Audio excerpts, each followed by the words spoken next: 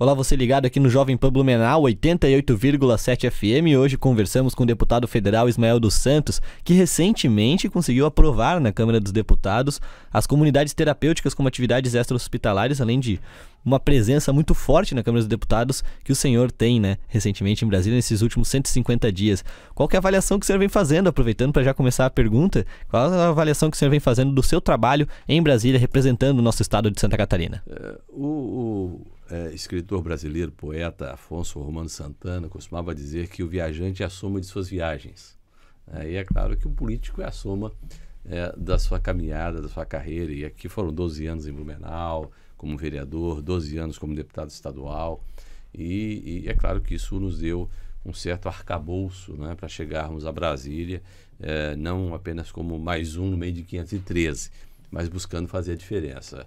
Rezava a lenda, e ainda reza, de que há lá o alto e o baixo clero e tal. Então, tu tem que ter muita agilidade, ousadia, para efetivamente interagir. Seja com situação, seja com posição, não só no legislativo, também com o Senado, mas no executivo, e no próprio judiciário. Nós, por exemplo, semana passada eu estive com 3 ministros levando prefeitos, audiência, etc. e tal. Então esse é o papel do deputado. Eu sempre digo que Brasília chama a atenção por 3 grandes eixos. Primeiro, os temas nacionais, e aí você falava sobre a questão das drogas, que a gente vai já abordar um pouquinho mais, a educação, a saúde, segurança pública, enfim, os temas nacionais transitam por Brasília, e que dizem respeito ao cidadão aqui na ponta. Segundo, esse network, esse relacionamento com as diferentes esferas de governo. E terceiro, que é importantíssimo, é você fazer valer o que efetivamente o Estado manda para Brasília. Não é possível que a gente continue na mesma história do ano passado. Em 2022, 120 bilhões Santa Catarina mandou de impostos para Brasília, retornaram 7. Isso não é justo. Então é preciso que a bancada federal, os 16 deputados federais, os 3 senadores, possam fazer valer a sua voz e a sua vez, trazendo recursos tão necessários. Santa Catarina tem 1% do território, mas nós somos a 6ª economia. E, no entanto, aí com gargalos, nossas rodovias, nossos portos, nossos aeroportos.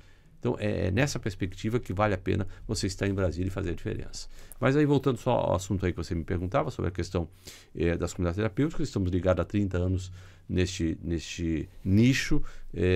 Eu fundei aqui em Blumenau o CTV, Centro Terapêutico Vida. Hoje, durante 20 anos eu fui o presidente, hoje passamos para uma ONG, pela questão política, mas continua a todo vapor, com muita qualidade, e conseguimos implantar em Santa Catarina o Reviver, programa que atende hoje 80 comunidades terapêuticas com exatamente 800 vagas gratuitas mês. E aí tinha uma grande dificuldade jurídica em encaixar a comunidade terapêutica nesse arcabouço do ponto de vista administrativo da federação. E entramos com esse projeto já na primeira semana da nossa posse, lá em fevereiro, e conseguimos aprovar na Câmara. Então, hoje, as comunidades terapêuticas têm esse conceito de serem uma extensão, aí na perspectiva do SUS, de um serviço extra-hospitalar, o que dá uma segurança jurídica para as CTs. E qual a importância de ter essas comunidades terapêuticas agora aprovadas, em funcionamento? Serve para auxiliar, inclusive, esse combate ao vício no nosso país, que o senhor até vinha falando no Jornal da Manhã, que todas as manhãs aqui na Jovem Pan Blumenau, o senhor vinha falando que é um problema, não existia uma política. De cada 10 crimes, 7 envolvem narcotráfico. De cada 10 crimes, 7 envolvem o problema das drogas. E eu todos os dias, eu recebo telefonema de mães desesperadas. Meu filho caiu na maconha, foi pro crack, está na cocaína, o que eu faço? Nós temos um grande problema hoje com a questão da clientela feminina, temos apenas 4 casas em Santa Catarina, então é um grande desafio de vagas, enfim. Mas nós conseguimos, com o Reviver, tirar essas comunidades da clandestinidade, dando a elas condições de um programa pedagógico de reabilitação. E aí eu falo em terapia ocupacional, em convivência entre pares, em disciplina, em espiritualidade, enfim, são eixos que dão essa credibilidade à comunidade terapêutica, com um grande fato que foi extraordinário para Santa Catarina, se tornou referência para o Brasil, que é a equipe de mentores que ali estão, isto é, o psicólogo, o assistente social, muitas delas têm nutricionista, até psiquiatra, médicos, enfim, há todo um aparato de técnicos que dão segurança para quem efetivamente quer superar a dependência química, lembrando que essas comunidades são de portão aberto, né, de livre e espontânea decisão de quem quer se recuperar, sai a hora que quiser, mas aqueles que ficam aprendendo do programa, o sucesso da recuperação tem sido enorme. Uma discussão que até gerou uma certa polêmica no Supremo Tribunal Federal foi a respeito da descriminalização do uso de drogas, né? Até alguns ministros ali estão votando para apenas a maconha, o uso da maconha ser descriminalizado. Teve quem falou para descriminalizar o uso de todas elas. Como que o senhor vê essa discussão? Com muita preocupação. Eu vou dar aqui o exemplo da Suécia, um dos países mais evoluídos, né, que temos aí, e eles fizeram isso e recuaram. Porque não deu certo. Eu tive na Holanda, né, nos coffee lá, nos cafés de maconha, etc e tal, tiveram que proibir, turista hoje já não participa mais, porque realmente virou, degradou toda aquela região. Um turismo de drogas, né? E eu vou dar o exemplo aqui do nosso país vizinho, o Uruguai. O Uruguai estatizou a maconha, certo? É o governo quem vende a maconha. Aí o que aconteceu? Em um ano, aumentou 30% a criminalidade. Não é o deputado Ismael que está dizendo isso, é o jornal É o País, o principal jornal do Uruguai. 30% aumentou a criminalidade no Uruguai após a estatização da maconha. Então, a solução não está em descriminalizar, na liberalização. A solução está na prevenção, né? É por aí que nós vamos conseguir efetivamente. Eu fiquei muito feliz ontem, participei em Camboriú da formatura do ProERD, um programa fantástico em Santa Catarina, com mais de 20 mil alunos, inclusive meus filhos que passaram pelo ProERD. É uma vacina, né? E ontem eu vi lá 507 crianças e adolescentes se formando no ProERD e dando aquele brado, não às drogas e sim à vida. E Blumenau tem um posicionamento muito forte, inclusive, sobre a prevenção às drogas. O senhor até vinha falando que teve um certo embate, talvez um mau entendimento a respeito do seu posicionamento, né? Sim, o prefeito até me ligou depois de uma entrevista que eu dei em uma emissora, mas na verdade foi a condução do jornalista, numa boa intenção, da questão da internação involuntária. Eu sempre me coloquei contra. Porque eu entendo que a recuperação depende do querer, 50% está no querer. Mas aí o prefeito me explicava que essa internação involuntária são para casas de passagens, não para comunidades terapêuticas. Aí eu concordo, né? Alguém que precisa desintoxicar, fazer um trabalho ali terapêutico por 30 dias, etc e tal, né, para repensar a vida, positivo. Agora, uma comunidade terapêutica não. É para alguém que quer permanecer 6, 7, 8, 9 meses e aí tem um programa num longo período de recuperação. Então, são duas questões distintas que tem que se colocar de forma muito adequada. Nós entendemos de que a droga não precisa ser um caminho sem volta, há recuperação, há uma luz no fim do túnel, mas em tudo isso está o poder da decisão, do querer. E além desse debate sobre a política sobre drogas, o senhor até vinha me comentando aqui antes da entrevista que tem uma participação bastante ativa em frentes parlamentares dentro do Congresso Nacional. Perfeito. Inclusive, na semana passada, nós abrimos lá a frente parlamentar de política sobre drogas que não havia, né? Então, foi muito positivo. O senador Magno Malta assumiu como presidente, o deputado Osmar Terra, que é médico do Rio Grande do Sul, como vice-presidente, e uma frente que tem muito a oferecer ao Brasil, já com mais de 100 deputados filiados a essa frente parlamentar. E existem mais de 30 frentes na Câmara, e todas elas com muito protagonismo. Eu faço parte, por exemplo, da frente parlamentar da agropecuária. Tem 300 deputados. Dos 513, 300 deputados. Do agronegócio, né? E por que é importante? A gente se reúne toda terça-feira, meio-dia, tem o almoço e o debate, sempre traz um ministro ou uma autoridade para discutir o assunto. Na quinta-feira nós temos a frente parlamentar do empreendedorismo, né, que diz respeito a comércio e serviço, etc. e tal. Enfim, frente parlamentar da saúde, da educação e outras frentes que a gente participa, mas essas duas em especial porque diz respeito ao desenvolvimento econômico do país. Se a economia vai bem, as demais coisas também acabam se encaminhando. E por que é tão importante ter essas frentes parlamentares instituídas no Congresso? Porque elas não têm as amarras que a comissão tem. São 20 comissões permanentes, não é? E aí tem todo um regimento interno. E as comissões não. As comissões ela têm essa flexibilidade, né, de discutir, de chamar de dar essa liberdade de debate, de discussão e de avançar em propostas para o país. Então, ela acaba tendo uma visibilidade, uma vitrine muito maior do que as comissões. Então, a importância hoje, tanto é que o agronegócio é respeitado no país, né, e a Frente Parlamentar tem dado esse suporte do ponto de vista legislativo. Isso foi muito importante, inclusive agora, em proposições para a reforma tributária. E justamente a reforma tributária que eu ia puxar agora Vamos é um lá. tema que vem tendo uma certa polêmica, um debate muito forte no Congresso Nacional. Como o senhor se posicionou a respeito disso? O voto foi contrário, mas qual é o seu posicionamento a respeito da atual reforma tributária? Foram dois momentos, o arcabouço fiscal e a reforma tributária. Votei favorável no arcabouço fiscal porque tinha todo um parecer técnico, tivemos tempo para discutir, para o debate, e com muita segurança jurídica a gente votou o arcabouço fiscal. Já na reforma tributária, embora se diga, mas está há 30 anos sendo discutida na Câmara Federal, mas houve um assodamento. Né? Eu estou lá nos 50 dias. O relatório final, apresentado pelo relator, chegou no plenário 5 minutos antes da votação. Quer dizer, isso é impensável. Você vai votar alguma coisa que você sequer teve acesso 120 de leitura, páginas, né? 120 páginas. Né? E aí, duas questões. Eu digo, eu não sou contra a reforma, nós precisamos de uma reforma tributária, mas não essa que está aí. Por que precisamos de uma reforma? Até para se aparelhar a toda uma contabilidade tributária universal. Nós temos 174 países que já seguem uma regra padrão do IVA, não é, do Imposto de Valor Agregado. A proposta que temos ali, ela reduz 5 impostos, como ICMS, PIS, enfim, em apenas 2. Mas o que ficou preocupante, primeiro, o Conselho Federativo. Né? Como é que vai ser essa distribuição?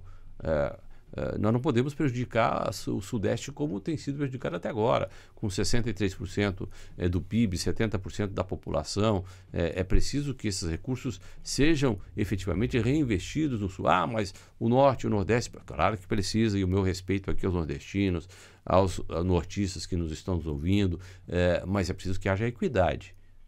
Não é possível que um estado lá do Nordeste mande R$100 para Brasília e receba de volta 200. Isso está acontecendo. Enquanto Santa Catarina manda 120 milhões e recebe 7 bilhões. Quer dizer, isso não é justo. Então, o desenho do Conselho Federativo não ficou bem arquitetado. E nós esperamos que agora a Câmara, o Senado tenha essa possibilidade de lapidar o projeto, vai retornar à Câmara e aí sim, com o tempo, com tranquilidade, principalmente uma discussão que não houve e que precisa ocorrer, que são as alíquotas, que serão feitas através de emendas, ou melhor, de projetos de lei complementares. Uma pergunta que me pega um pouco é a questão, justamente, o Nordeste manda 100, recebe 200, o Santa Catarina, como o senhor falou, mandou 120 e recebeu 7. Recebeu 7 bilhões. Isso, claro, chama muita atenção, prejudica muito o Estado, com certeza, não precisa de muito estudo para perceber isso, mas o senhor vê alguma alternativa para talvez não prejudicar tanto o Nordeste. Os estados que não têm uma produção tão forte, que talvez, claro, talvez não seja a solução mandar mais dinheiro, mas tem alguma solução diferente? Não, eu acho que o caminho da reforma tributária aponta para essa linha de equidade. Agora, não nos moldes que foi proposto.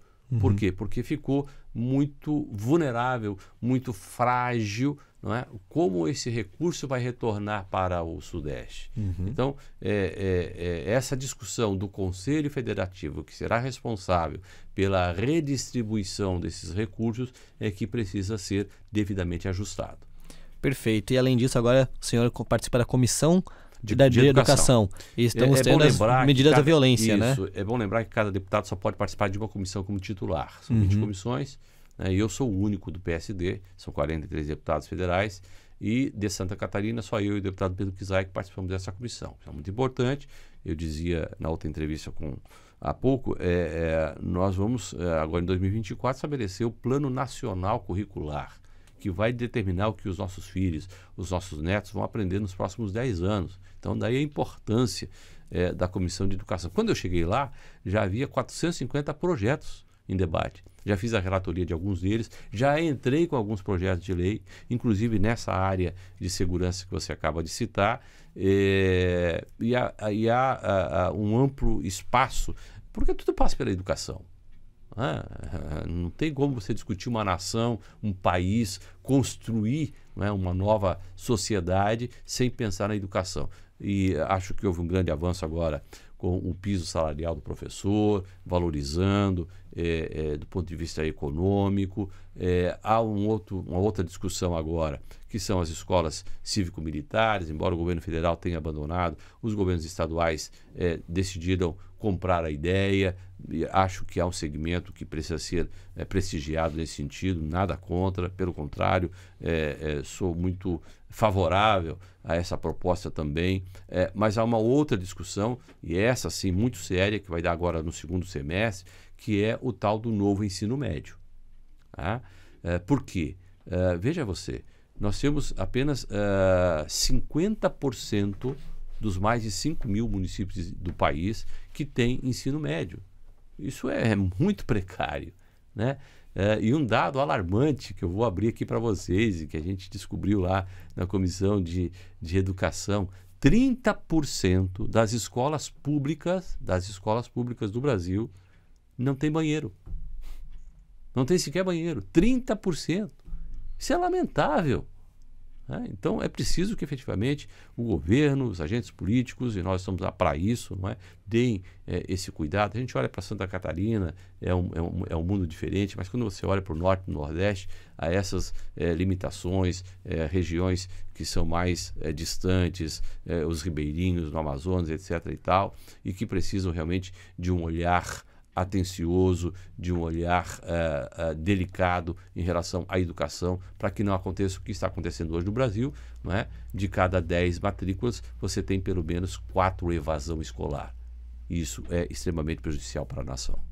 E o que o senhor pode nos antecipar a respeito do que pode ser estudado, que deve ser estudado para os nossos filhos pelos próximos 10 anos, que é o que está sendo discutido para a partir do próximo ano? Primeiramente, o fortalecimento do Fundeb, né, que é o Fundo de Amparo e Valorização, não só do professor, mas de toda a rede escolar. Então, se nós dermos condições, e aí eu sempre digo, né, a educação ela passa por algumas etapas. Uma delas é o espaço físico. O aluno tem que chegar lá e tem que se sentir bem, desde a merenda escolar, não é, ao banheiro, né, a sala temos escolas que não têm sequer carteira, né? Então, são coisas, são detalhes, né, mas que vão valorizar a presença do aluno em sala de aula. A valorização do magistério. Há uma outra questão que está aí em voga, que é a tecnologia, a robótica, enfim, avanços que nós precisamos dar do ponto de vista tecnológico. Eu vou dar aqui como referência a Coreia do Sul. A Coreia do Sul, há 100 anos atrás, era um dos países mais atrasados do mundo, né?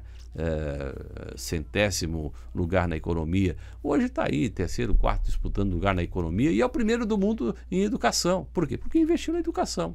Então, sem dúvida alguma que essa é a pedra pilar fundamental para o desenvolvimento econômico e social do país.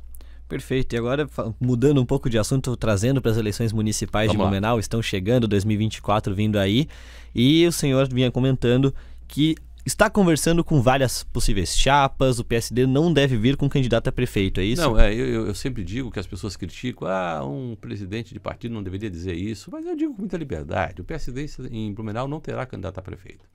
É uma decisão que nós já tomamos, eu e o Napoleão, deputado estadual, nós não temos interesse na disputa do executivo. Agora, teremos sim candidato a vice-prefeito. E aí abrimos um leque de negociações, desde o prefeito Mário, o Tramontino Novo, o Ivan Nates do PL, o João Paulo, que ainda está no limbo aí, não decidiu o que vai fazer da vida do ponto de vista partidário e talvez até do ponto de vista de uma candidatura. Nós temos conversado com os diferentes jogadores aí, players, né, do cenário para 2024. Esperamos avançar e eu acredito que até em outubro a gente tem essa definição de qual caminho vamos seguir. E alguma dessas conversas está mais avançada nós colocamos à disposição alguns nomes.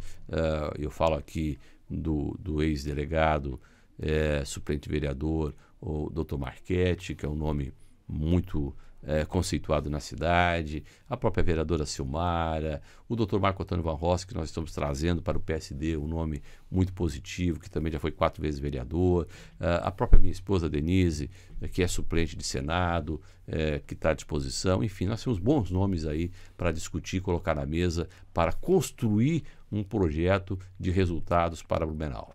E esses nomes, eles podem estar também envolvidos como uma principal candidatura à Câmara de Vereadores também na próxima eleição?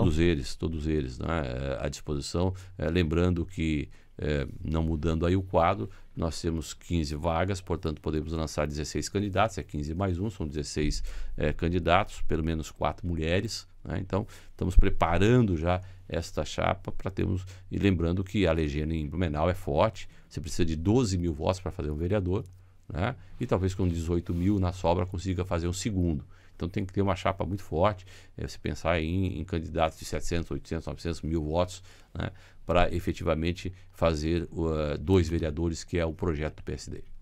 Muito bem, muito obrigado, né, deputado. Até aproveito para te dar uma oportunidade, o que mais que vem vindo aí na Câmara dos Deputados, que o senhor vem trabalhando para, seja melhorias para Santa Catarina, verbas para cá, recursos para o nosso estado, para o nosso município, e até mesmo projetos de lei, como que o senhor vem trabalhando agora para o restante desse ano de 2023 e até mais para os próximos anos aí desse período eleitoral. Eu gosto de concluir, né, colocando a agenda de um deputado federal, né? Muita gente pensa, fica lá no ar-condicionado e tal. Não, é muito puxado Brasília, terça, quarta e quinta, né? Além da questão da locomoção, etc. e tal.